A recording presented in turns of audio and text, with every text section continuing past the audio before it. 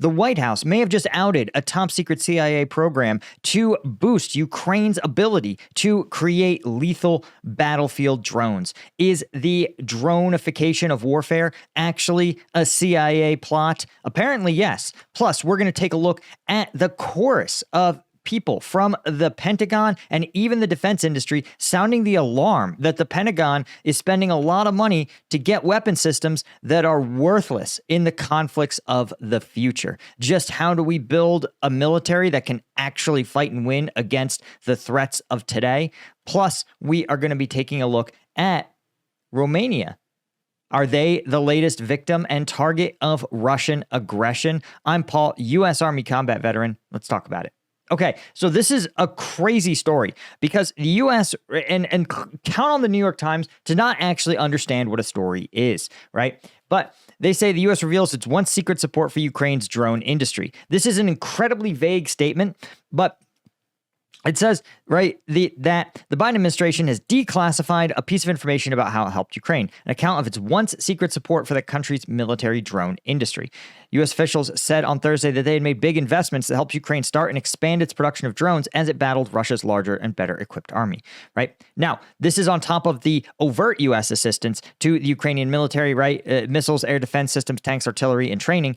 But the other support that has gone on in the shadows included helping Ukraine develop a new generation of drones and revolutionize how wars are fought. So this is something that I think is a classic. And this isn't me being like, oh, it must have been the CIA. No, literally CIA Director William Burns in an interview said, quote, I think our intelligence support has helped the Ukrainians to defend themselves, not just in the sharing of intelligence, but in support for some of the systems that have been so effective. Gee, I wonder what he could be talking about, right? And this is something where what we've seen, so I've talked about this a lot on this channel, is that the Ukrainians, one of the sources of non-budgetary assistance that the U.S. has almost certainly provided Ukraine is in technical expertise. Now, this has come from the Pentagon in some ways, providing, for example, planning and capabilities, right? How do you array air defenses? But more importantly, I think we've also seen this from the CIA, right? Because remember, the CIA's budget, some of it, they don't have to classify at all, but when it comes to foreign military assistance, right, actually providing weapons, that's something that is a little tougher for the CIA to do. But what they can do is the same thing that the Russians do to North Korea, right? They didn't give North Korea ballistic missiles. But what they did do is send, likely, their Russian ballistic missile experts to help leapfrog the North Koreans. And I have maintained for a while that the U.S. has been a core part in helping Ukraine sort of jumpstart its technical industry, right? And this sort of confirms that what likely happened is that probably CIA or CIA-funded experts went into Ukrainian drone manufacturers and said, listen, here's how we think we can get these drones to be cheaper, to be more effective, to be more lethal against the Russians, right? And that's likely what they did. Because you notice these drones are actually sort of brilliantly engineered because they are cheap, so incredibly cheap to build. They are absolutely minimal in terms of the parts they need, but they are scalable, right? And that's one of the things that makes this design so incredible, is that it can be scaled almost infinitely. Drone workshops are something that is all over the country and houses, literally units will have their drone pilots go and build their own drones. And so, we have worked with some of these drone manufacturers like Stalker. By we, I mean the crew at Ukraine Aid Ops, right? They put in these purchase orders with the funds that you guys raise, and then we purchase the drones. They go to the units. The units do their last minute tweaks, right? Getting converting them from a civilian drone model into something that's likely a lot more lethal, or reconnaissance, right? Officially, I don't know what the units do with them. But the key is that sort of streamlined, highly engineered design is something that was almost certainly supported by either financially or technically, I really think technically, by the CIA. Right. And that is a classic sort of intelligence move, is to, in these quiet ways, sort of bolster your allies in ways that they may not know they need assistance on. And so this, I think, is a really good illustration of that. But I don't think it's limited to just the drone program. Obviously, I think the drone program is absolutely the top top example of this. And while what I thought was interesting is that Jake Sullivan himself is like, listen, these drones have a strategic impact. They're central to the fight in Ukraine and will be central to all future fights, said Mr. Sullivan, right? The U.S. effort supported drone makers to purchase parts, sure, but that's something that we, the viewers here, have done as well. But the U.S. also sent intelligence officials to help Ukraine build its program.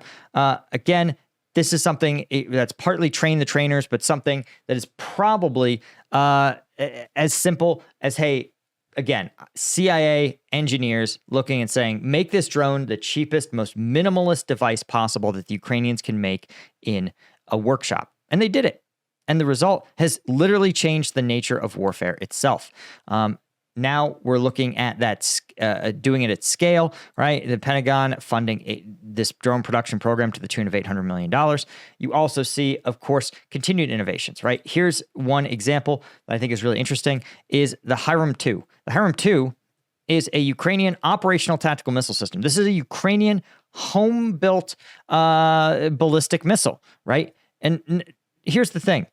The missile it has been under some level of engineering for some time, but it seems highly likely that this was also that there were some assistance provided, right? In August 2024, Ukraine claimed to have tested its first domestically produced ballistic missile, right? And this is something that is very unusual, given that, Ukraine for decades would have liked to have had their own domestically made ballistic missile, but something prevented them from doing so, right? Ballistic missile tech, not necessarily inaccessible, right? But the key is that it's really very difficult to do technically. And that's something where I strongly think that, again, Pentagon experts or possibly even engineers from some of these companies likely got funded by someone to go over there and help these Ukrainian engineers not just design it, but design it in a way that they could manufacture it with the manufacturing capabilities they have, right? And I think this is a great illustration largely of I talk so much about logistics on this channel, about sort of policy, about that sort of stuff and how decisive it is in war. And a lot of other channels, right, are going to sit there and tell you, oh, it's about the tactical. The tactical is everything. And the tactical is a lot of things, but it's not everything, right? And this is a great example on why good policymaking, good sort of behind the scenes logistic work and thinking through a logistical system, right? If you do it right, it can be really decisive, right? Because it's easier to change tactics. It's very hard to change logistics. And again, having your experts go in and say, listen, we think with what you currently have, Ukraine, you can build a ballistic missile. We can get it to run, right? You also have something very interesting that I want to point out is the incubator. This is something else that is classically out of the CIA playbook. You guys might know that the firm Palent here, right?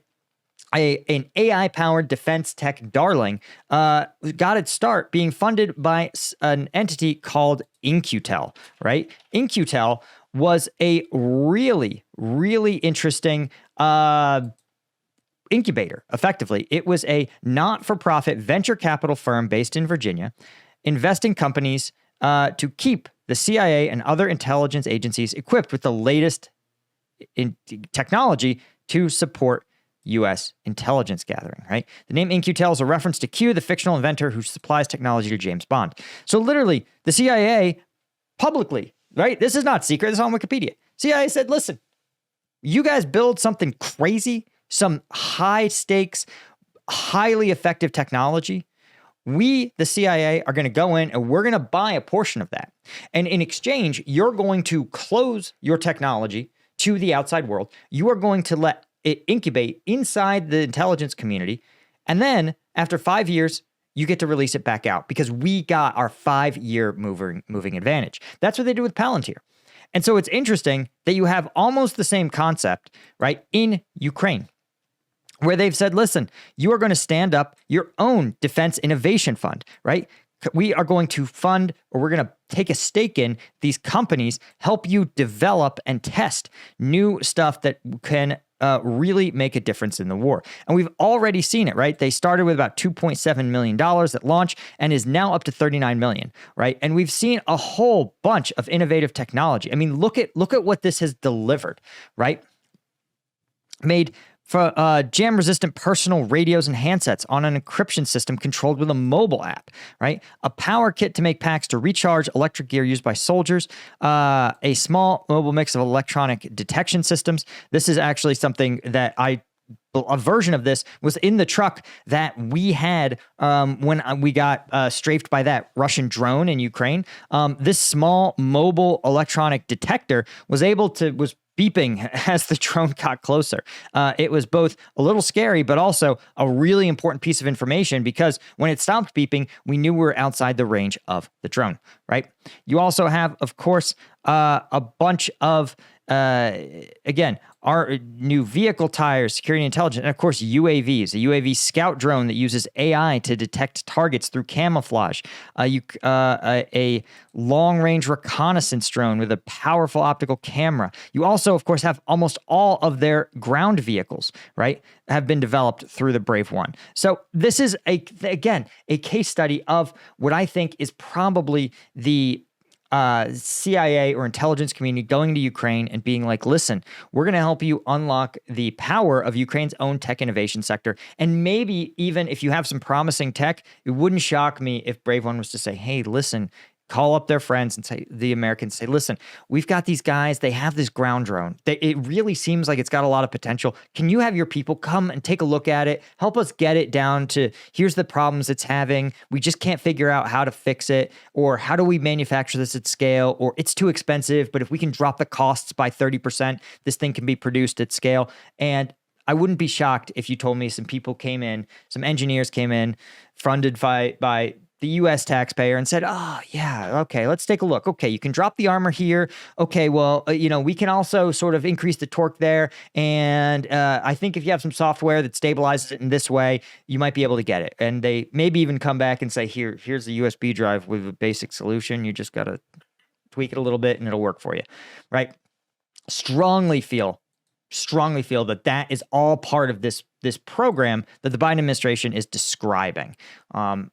And again, I think this is the kind of thing, what is sad is that this is an awesome model for how to field innovative technologies rapidly to the battlefield, how to fight and win in a battlefield that evolves so fast, right? How to harness this to me is the quintessential example of the power of the free market, where if you are an innovator with a good idea and some engineering skills that can really do it, you are months away, not years, not decades away from getting your technology out onto the battlefield, saving lives, and giving your military the edge over an enemy.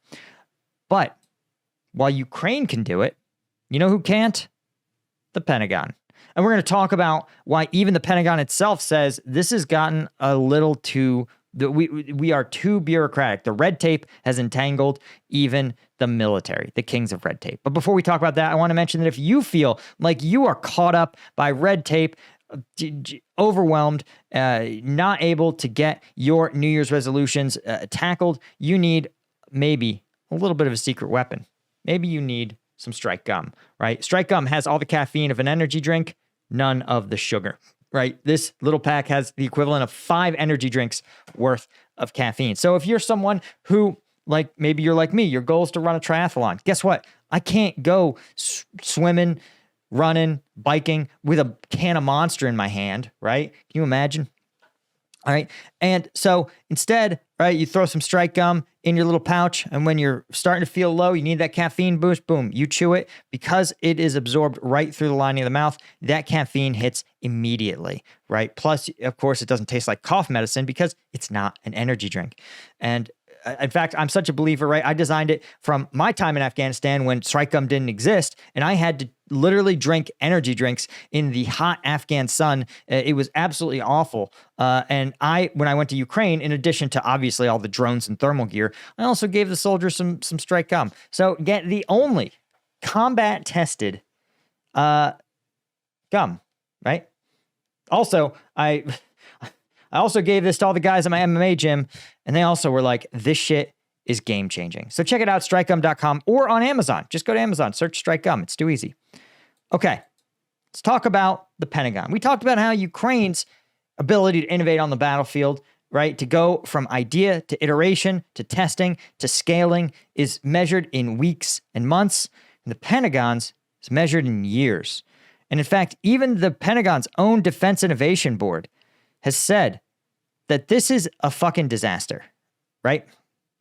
In fact, chair of the Innovation Board, former New York City Mayor Michael Bloomberg, has said that the Pentagon should rethink some of its major strategies related to innovation. And if it doesn't, there could be severe national security consequences. They say, quote, the world is changing very rapidly, and if we don't do something, there's an awful lot of dangers. Everything we've built for the last 250 years can be thrown away. That's a reference to the entire country. And that's the thing to remember, is that there's a lot of feel-good shit about the military, that the military does, that our country does. And we want to do things that feel good and wholesome and nice.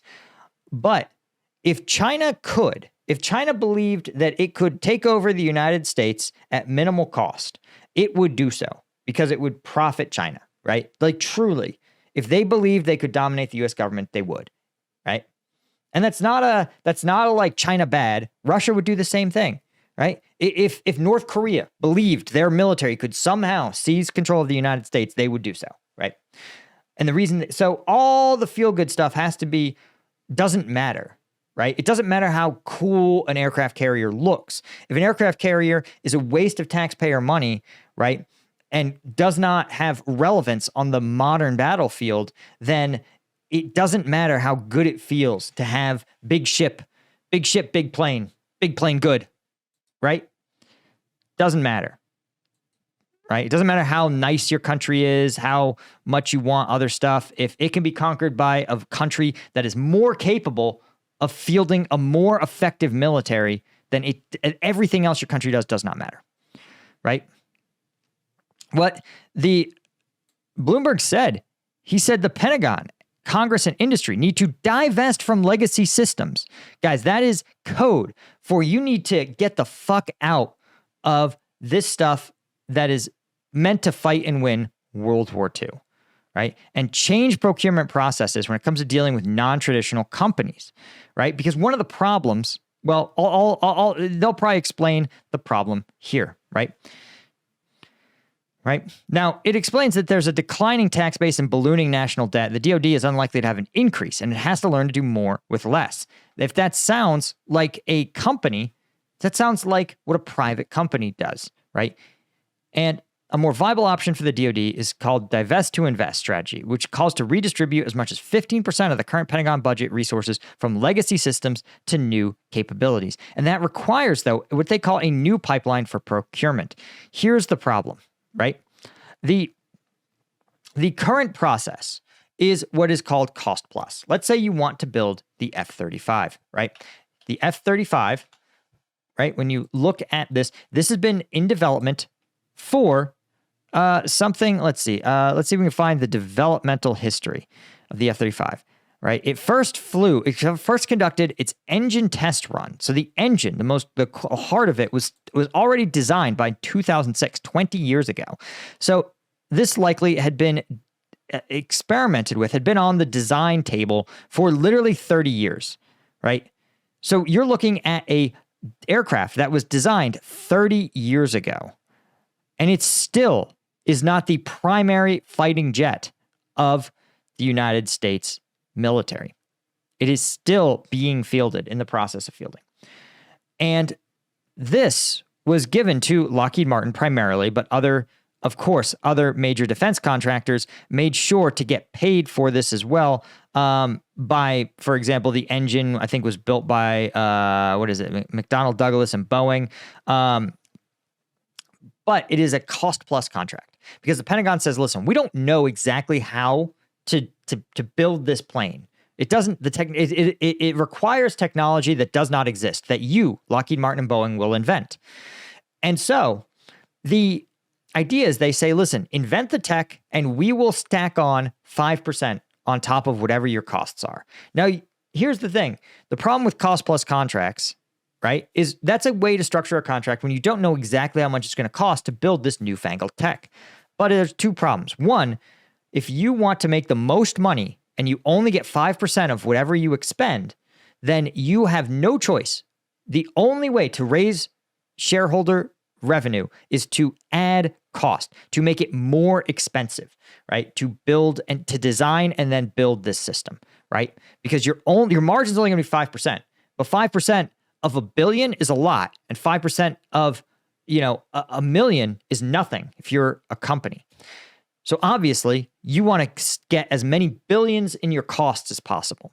This is a total waste of taxpayer money. But you also have a deeper problem. 30 years ago, the F-35 would have dominated the battlefield. But today, the F-35 would likely be of comparatively minor importance relative to unmanned aircraft systems, right? The F-35 is going to be fielded onto a battlefield dominated by unmanned aircraft systems. And it is slower, less effective, right? And this is not about the F-35. It's about its ability to deliver ordnance onto a target, right? In the time it takes the F-35 to deliver all of its ordnance, right, and go back and rearm and refuel and then fly again, you're going to be able to field 2-3 times as many FPV drones. Here's the other problem. Let's say you're a defense tech startup. Let's say you're Anduril, and you say, listen, we can provide a strike package to you for 1/10 of the cost, and it's going to do everything an F-35 does. It's going to be small, stealthy. It's going to be a drone. It's going to be way more cost effective. But you're a startup. What does that mean? That means that you were funded by venture capital firms. And those venture capital firms, they can't have a 5% profit margin. 5% profit doesn't work, right? You have to be a 10x company. You have to build something for $1,000 and you have to be able to sell it for $10,000. Otherwise, the investment math doesn't make sense. Think about it. Why would you put your money into something that earns 5%? That's a treasury bond, guys. That's the S&P. Why would you take a huge risk with a startup unless there was a huge reward? And the Pentagon won't give you huge rewards, even if you have the best technology, right? And that's the thing. If you're a Ukrainian company and you build a better ground drone, if you can build that drone for $1,000, you bet your ass they are going to make bank doing it. Why? Because their drones are going to save lives and save the Ukrainian government a ton of money.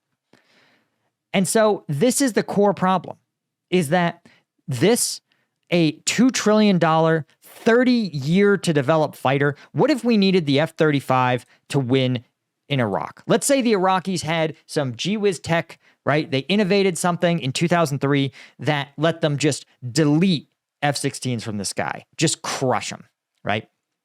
And the F-20 and the F-22 too, just wiped it off the fly. And we said, shit, we need the F-35 Lightning today. Wouldn't happen. Would not be. We were still, at that time, at least 20 years away from the F-35. So this broken acquisitions process, it's not just me. Listen, even L3, Harris Corporation, one of the largest defense contractors, the people who make the most money from this, say the same thing. They say today's national defense ecosystem is not optimized to build the modern arsenal of democracy. We urgently need to deter and defeat China and Iran and other rogue nations and non-state actors. Victory in the era of great power competition, the CEO of Harris writes, will be determined by the ability to fuse software, AI, and hardware in ways that give our warfighters decision dominance or the capacity to shorten their kill chain to nothing. See it, kill it like that. The Pentagon's acquisition process, the evolving global threat environment, and we have huge vulnerabilities to say that our enemies are going to exploit. Guys, this is what a red flag situation sounds like. When you have all of these people, some of whom stand to gain, right? Harris Corporation, L3 Corp, stands to gain a lot of money from this. But guess what? Even if the Pentagon loses its next war, they are going down too. That's the problem, is that they understand that the only way their companies continue to make money is if the U.S. military fights and wins. We only justify these paydays if we win. And when right now we're not positioned to win. What we have is a military that, if it got time warped into World War II, would win decisively. And well, what do you mean? Well, the answer is, for example, the Ukrainian military right now. They would actually not win decisively. They are not structured to fight World War II. That's because they are fighting in 2025. But they have fewer armored vehicles. They have no navy to speak of. Their navy is very close to home. It relies on these drones. And the U.S. military, though, has basically set this core structure at World War II. Tank brigades, or even divisions sometimes. Tank brigades, huge flotillas of naval vessels that are impenetrable. Airborne troops that parachute into areas, right? All of these things are better versions of a basic World War II force structure, right? The Ukrainians do not do paradrops. They don't do paratroopers because the battlefield of 2025 doesn't allow it, right? The Ukrainians don't have naval destroyers. And in fact, they're like, building a naval destroyer is a waste of fucking time. And the only force that has big, decisive naval destroyers, guess what? Those destroyers are currently artificial reefs sitting at the bottom of the Black Sea. And a smarter, more reasonable, more rational Pentagon would look and say, guys, we have to abandon this World War II force structure, or it's going to be abandoned for us. And that's the thing. With the Russian military saw this. The Russian military also was structured to fight and win in World War II. They also had troops. In 2022, they invaded like they were invading a Second World War battle. Tank columns pushing towards Kiev, airborne troopers dropping in, right? And how did that go for them? Terribly, right? And their force structure had to change. They were forced to, because literally all of their forces got killed, right? The reason why there's no more airborne operations is because there's no more airborne troopers. They all died, right? That's it.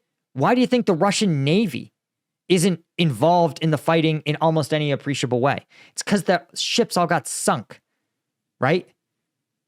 And the fear is that the American military it's going to evolve one way or the other. It's going to evolve to fight the war of the future. The question is, how many American bodies are we going to produce before we are forced to evolve, right?